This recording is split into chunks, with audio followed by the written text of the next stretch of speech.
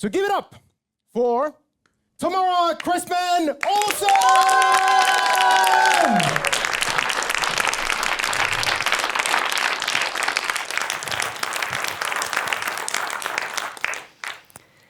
How many of you have ever avoided something, not because you couldn't, but because it felt unsafe?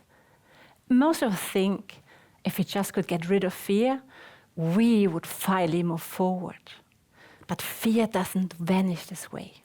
Fear is not a flaw, fear is not weakness, and fear is absolutely nothing that has gone wrong. We often treat fear like something that shouldn't be there. But fear comes like a wave, and it rises before we understand why. If we fight it, it knocks us over. If we freeze, it pulls us under. But fear, like the wave, isn't a problem. It tells us something important about the water, something important about the conditions, something important about what is moving beneath the surface. Did you know that fear reacts in a matter of milliseconds? Milliseconds. That's how fast the signal goes straight to the amygdala, your brain's alarm system. This happens before you can think, before you can decide, before you even blink. Fear has an advantage. It's always arrives first. Not because it's right, but because it's fast. And this makes it a perfect biological reflex, but not a decision. Fear was never meant to decide your life. Its job is not to tell you what to do. Its job is to give you important information. Fear is simply information, and it took me a long time to understand this. In my early childhood, fear was a constant companion. I struggled in school. I was bullied by my classmates and by my teacher, and my mother, overwhelmed, had to raise 3 children on their own after our father had left us for good. I treated fear as instruction, like most of us do. Whenever something felt unsafe, I listened to his advice. It taught me to stay, to hold back, to be quiet, what made sense, to choose what was familiar, and what kept me safe. And for a long time, this was simply how I survived. My relationship was put to test with fear when I decided to move to Sweden. And today, I can understand why fear tried to protect me. I had no money, no contacts, no friends, and I didn't even speak the language. I dreamed of starting a company in a totally new high-rope course industry with no experience at all, and I had just turned 24 years. Do you think fear had something to say about that? Yeah. It told me that I wasn't ready, that I would not make it, that this wasn't how things were done.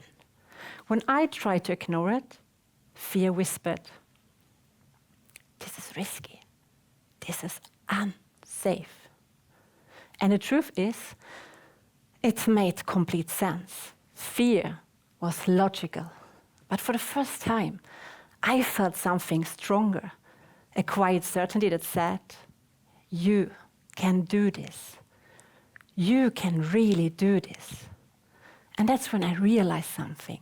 If fear wasn't going away, and if fear was going to be a part in my life, I needed to find a way to change my relationship to it. And that's when I decided to give it a name and a face. Bruce. Bruce in worn jeans, faded shirt, barefoot, strong, experienced, confident, always ready to push me into fight or flight mode. But when you name something, you create distance, and distance gives you choice. And this helped me that I could listen to Bruce without letting him take over. And that's when I moved to Sweden. My first year in Sweden went badly. I mean, really badly. I lost my money, my board resigned. I had to let go of my only employee, who also had become my best friend. I was exhausted. I felt ashamed, completely alone.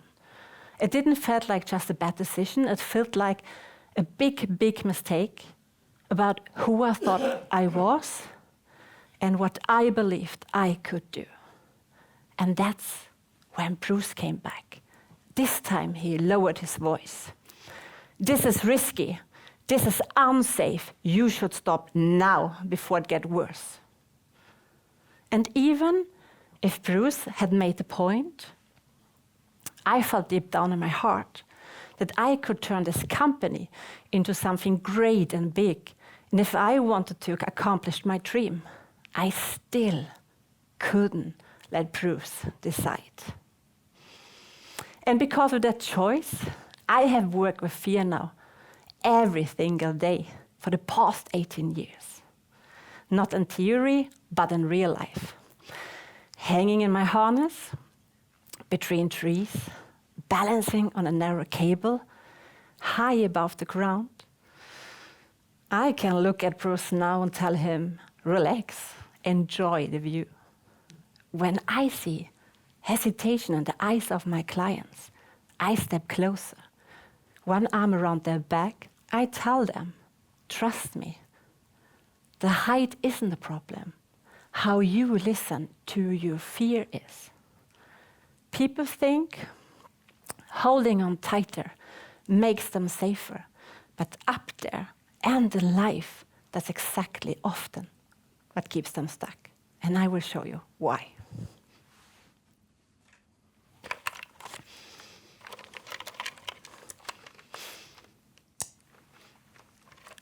The helmet is designed for safety. It protects your head, but it also limits your vision, your hearing, and your awareness. And that's what fear does to you. It protects you, but it also influences how you see the world.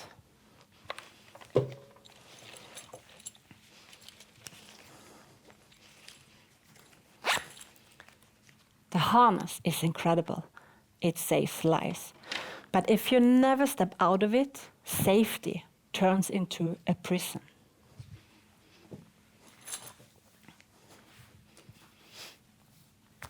The rope was meant to support me, not to hold me back. Control often feels like safety, but it also limits how far you are willing to go. And again, I respect fear. I do. And Bruce was standing here right next to me the whole time. Trust me, he had opinion about this speech too. Fear will always be part of your life. Fear will always try to protect you. And fear will always have an opinion. So again, how many of you have ever avoided something, not because you couldn't, but because it felt unsafe? Fear will always try and speak to you. It always will. But the important question is, who gets to decide?